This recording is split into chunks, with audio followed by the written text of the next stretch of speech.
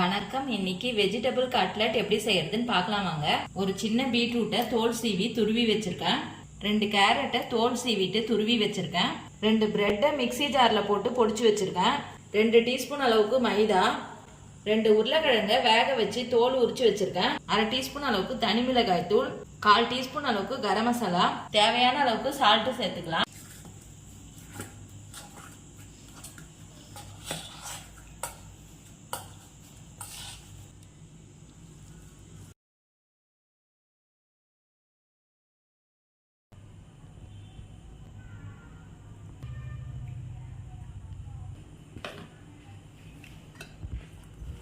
இப்போ இதை நல்லா கலந்துட்டு கட்லெட் ஷேப்புக்கு பிடிச்சி வச்சுக்கலாம்.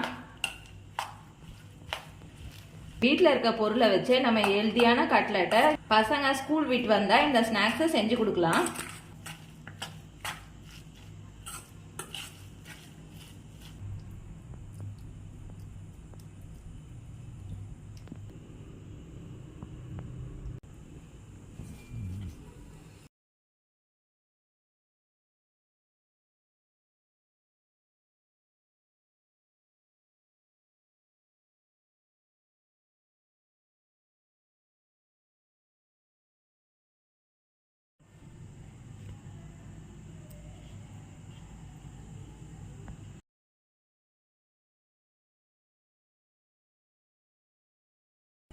இப்போ எண்ணெய் ஊற்றி சூடு பண்ணியிருக்கேன். மிதமான சூட்டில் வச்சுக்கோங்க.